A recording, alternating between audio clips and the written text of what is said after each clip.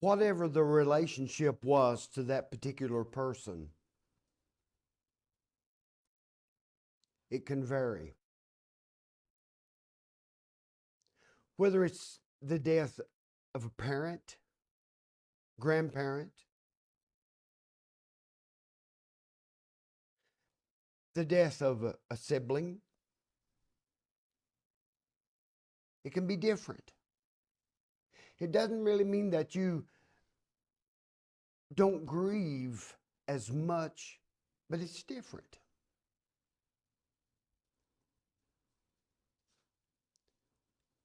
One of the most excruciating has to be the death of a spouse, no doubt. But in my observation, those who have had to experience the grief concerning the death of a child seems to be the toughest of all. We are in Mark chapter 5.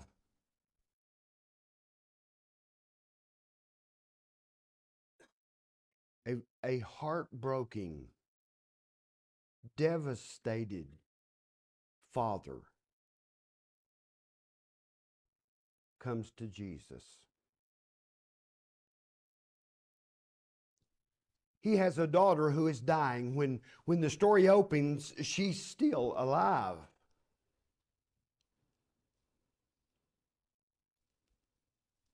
But she's dying. And without a doubt, this father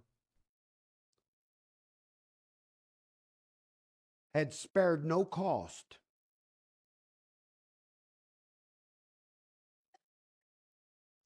I don't doubt for a moment that he had taken his daughter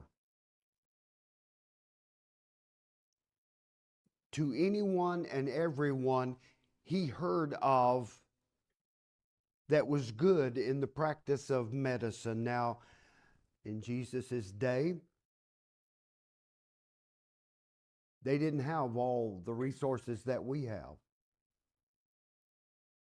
But I'm certain that he had did everything humanly possible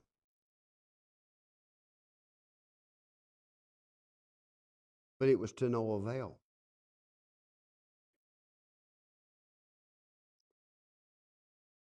He has heard of Jesus. And what gets interesting in this, there's a little bit of a conflict, we'll point that out, but he's willing to put that aside.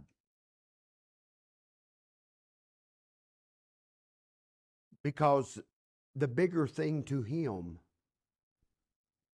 is his little girl. She's dying.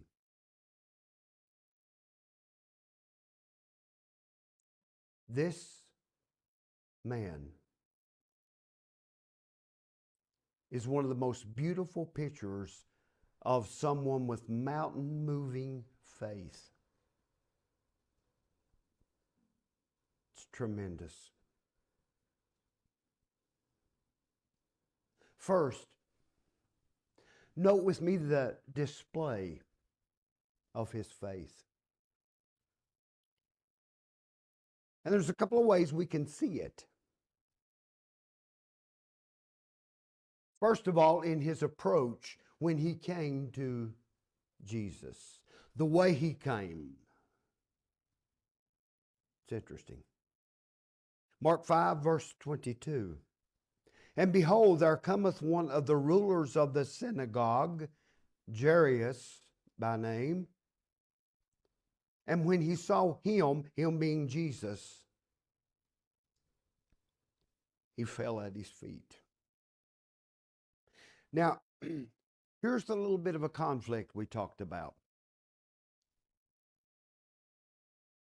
Jairus is a ruler among the elders of the temple. You don't get much more Jewish than that. And most of them had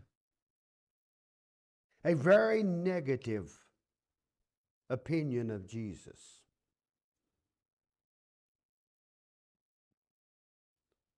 But at this point, that doesn't matter to him. He's heard of the miracles of Jesus. And his faith causes him to forget everything else, to lay all of that aside, and to seek out Jesus. And the way he approached him is interesting.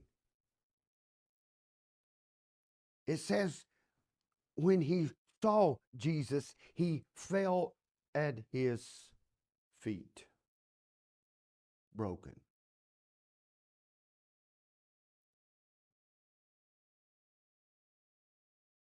This man would have been a man of pride because of his position. Make no doubt about it. And it was one thing to come to Jesus and ask him what we're going to find out he asked him. But to come and to fall down at his feet.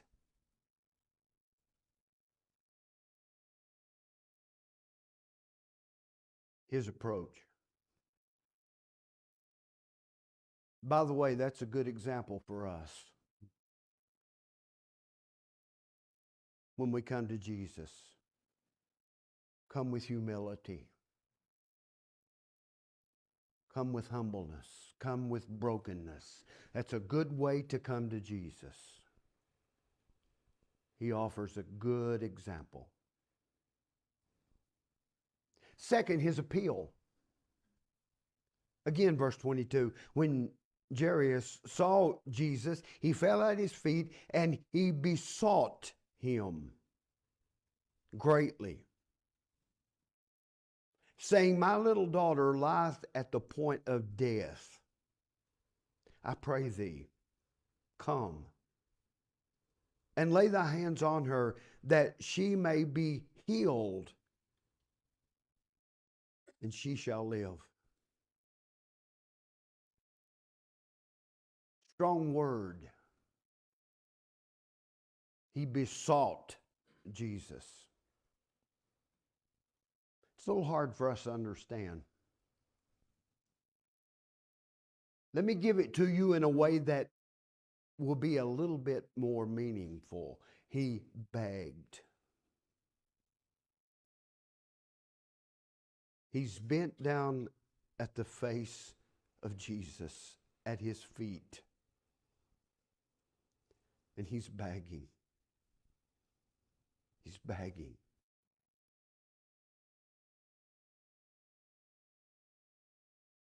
When something we want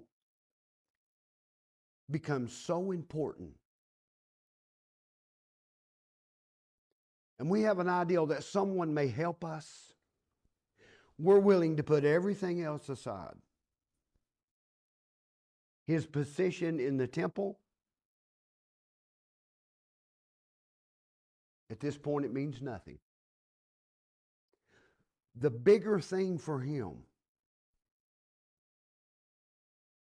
is that his daughter would be touched. And he believes. What a man of faith. Strong faith. In fact, he said, "Lord, please, I have a daughter who's at the point of death. She's dying. And I beg you to come and lay hands on her. And if you lay hands on her, she will live." It's incredible faith. It's beautiful. The faith he displayed. Here's the second thing in this story. His faith was displayed and his faith was tested. It was tested. two things happened. First of all, the response was delayed. Look at verse 24. And Jesus went with him. He begged Jesus to come to where his dying daughter is and to lay hands on her, because he believed with all of his heart if Jesus would do that, his daughter would be healed. And Jesus turns and follows him. And Jesus went with him, verse 24, and much people followed him and thronged him. So they're on their way to see this dying daughter. But something happens. Verse 25. And a certain woman, which had an issue of blood 12 years, and had suffered many things of many physicians, and spent all that she had, and was nothing better, but rather grew worse, when she had heard of Jesus, came in the press behind him and touched his garment. Completely different episode. At this particular point, everything changes. They're on the way to see this little girl. And they are met by a particular woman. It only says she had an issue of blood, which meant she was hemorrhaging. In all probability, it could have been a female issue. And she had suffered with this for many years. Now, that's a modern day thing that happens. And those who have had to experience that and go through it know how devastating it can be. The continual loss of blood. With that comes anemia, weakness. Someone who's going through this, you can normally look at them and they'll just be very pale. Their color. This was her state. It would have also been very weakening. She would have felt tired all the time. Now today, people who experience this, we have benefits. There are iron infusions for those whose body does not build up the blood. There are things they can do to help this. Normally, it's something that has to be repeated, but at least for a period of time, they feel better. This woman did not have that opportunity. This was not available in the day of Jesus.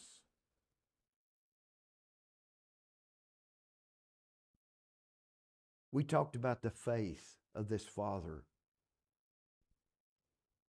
The faith of this woman is just as incredible.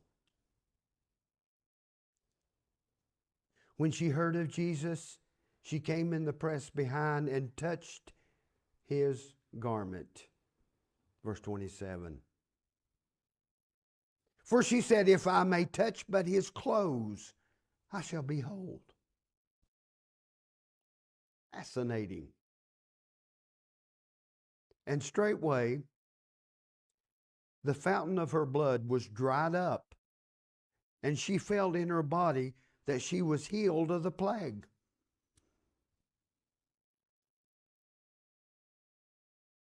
For anyone who's ever gone through a debilitating disease, you know that your body tells you things.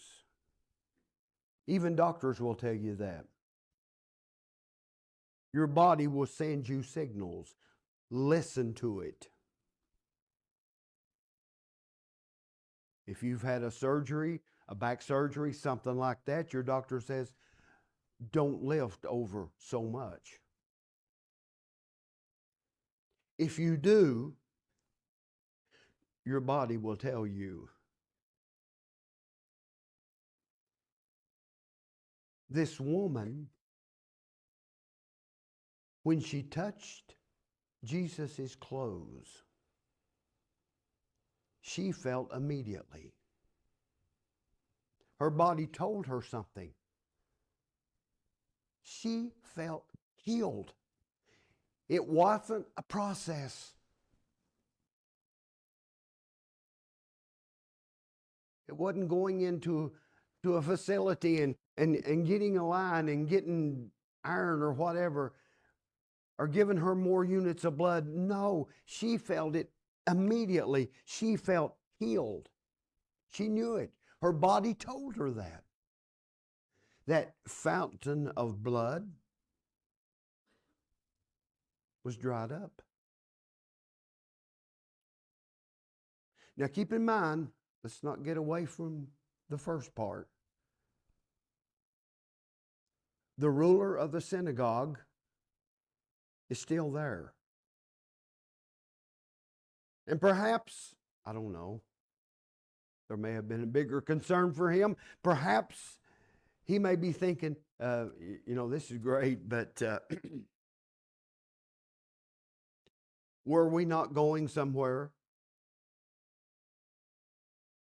She knew it immediately. Here's one of the incredible things about this story. Jesus knew it also. Look at verse 30. And Jesus immediately, knowing in himself that virtue had gone out of him, that healing had gone out, turned him about in the press and said, "Who touched my clothes?" Jesus knew it. I love the disciples.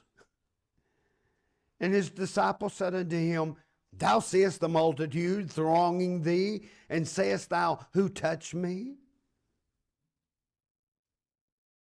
Jesus were right in the midst of a crowd of people. We're going to touch each other. And you want to know who touched your clothes? They're actually scathing Jesus. Verse 32. And he, Jesus, looked around about to see her that had done this thing. But the woman, fearing and trembling, knowing what was done in her, came and fell down before him and told him all the truth. Jesus turns and looks at the woman.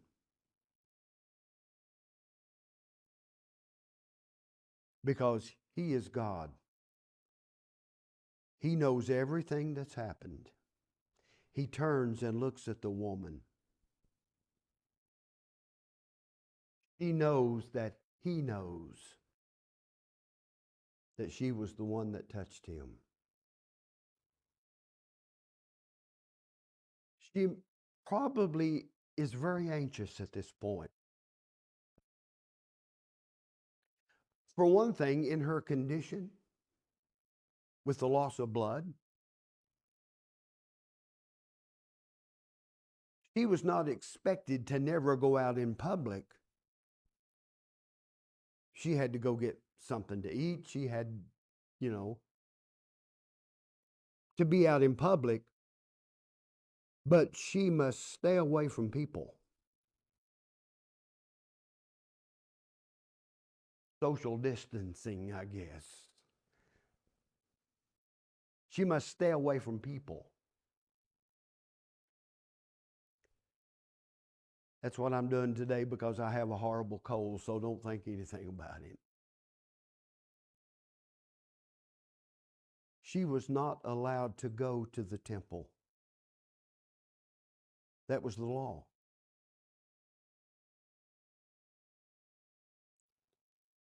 At this point, maybe she thinks, I am in big trouble. Notice what Jesus said. This is beautiful. And he said unto her, Daughter, thy faith hath made thee whole. Go in peace, and be whole of the plague. Isn't it beautiful? Jairus is over here. Okay, that's great. Let's move on. I'm happy for her. Let's move on. A delayed response. That was followed up by a devastating report. Look at verse 35. And while he yet spake, he being Jesus, after he had just said, Daughter, thy faith hath made thee whole, go in peace, and be whole, complete of the plague. While he yet spake, there came from the ruler of the synagogue's house certain which said, Thy daughter is dead. Why troublest thou the master any farther?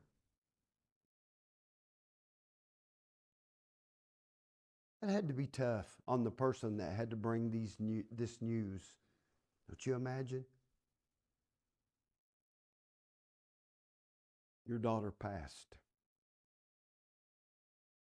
Heartbreaking that must have been.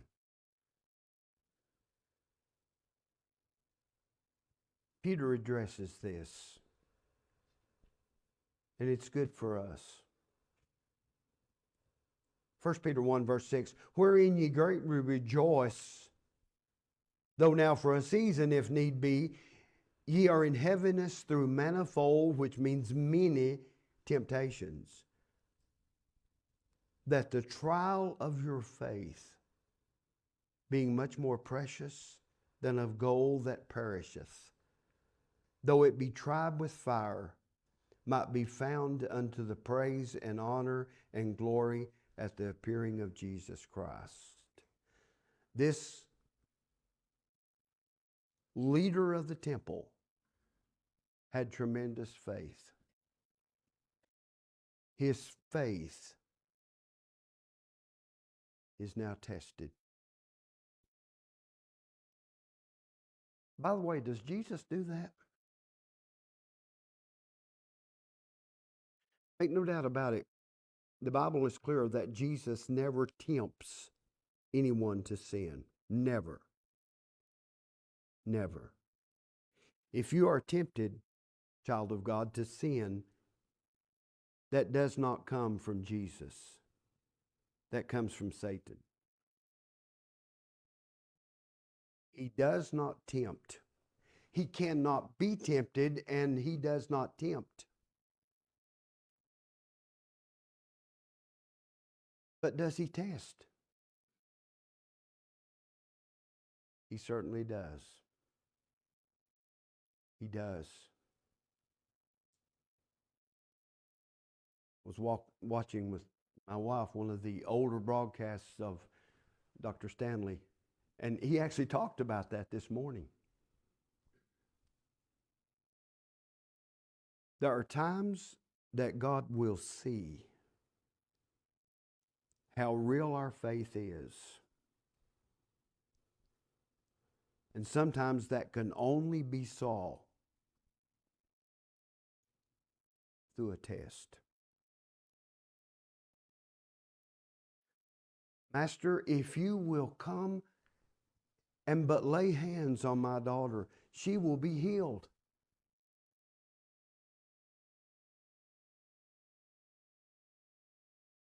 Jesus said that's great faith. And now that faith is tested. His faith was displayed. It was tested. And it was strengthened. Look at verse 36. And as soon as Jesus heard the word that was spoken, the word was, don't trouble the master any longer. Your daughter is dead. He says unto the ruler of the synagogue, watch this, be not afraid, only believe. You know what I think Jesus is saying at this point? When you came to me, you had great faith. Don't stop believing. Don't stop believing. Continue in that faith.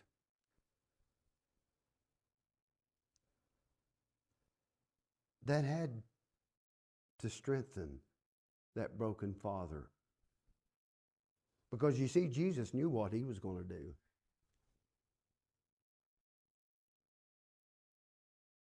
His faith was displayed. His faith was tested. His faith was strengthened. And in the end, his faith was rewarded. Look at verse 37. And he, Jesus, suffered no man to follow him save Peter, James, and John, the brother of James. So Jesus leaves the others behind, the other disciples. He takes with him that inner circle. Verse 38. And he cometh to the house of the ruler of the synagogue, and seeth the tumult, and them that wept and wailed greatly. People are so broken because this young girl has died.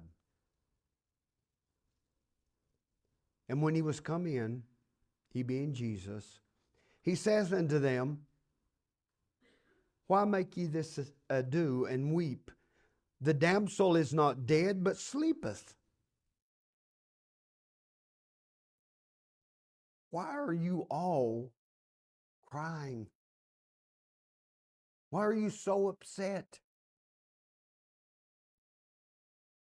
She's not dead. She's sleeping. If they would have had a coroner in that day, he would have come up and he would have said, listen, you just keep preaching. I've examined this young girl.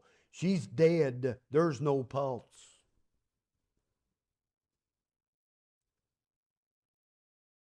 Verse 40. And they laughed him to scorn.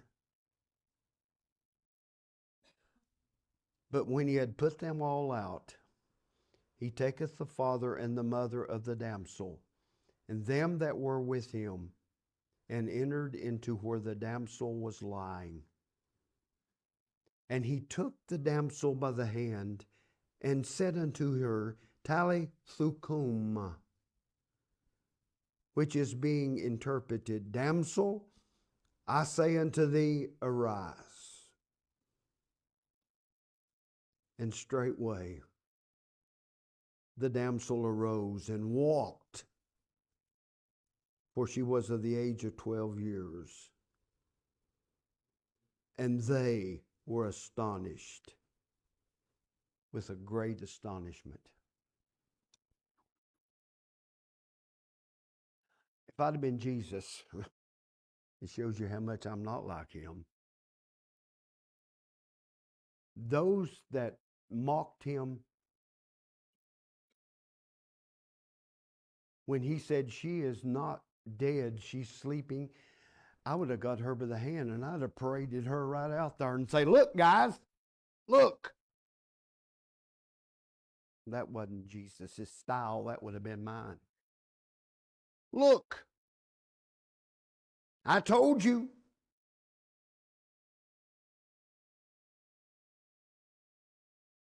He didn't need to do that. The very fact that she was alive said it all. Spoke everything. So within this story, there's another story, and both episodes are about faith.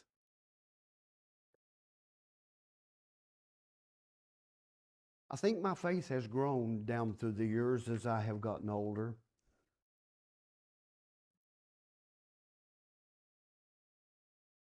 I still don't think that it's at the point that I would like for it to be. And I'm sure it's not at the point that my Lord would like for it to be. We exercise faith every day of our life. Flipping a light switch. We wouldn't flip it if we didn't think that the light was going to come on. That's faith.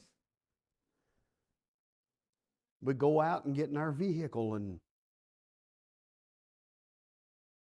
turn a key or mash a button now with the fobs. We expect it to come to life. We do that by faith. Faith is one of the greatest things that God has ever given humanity.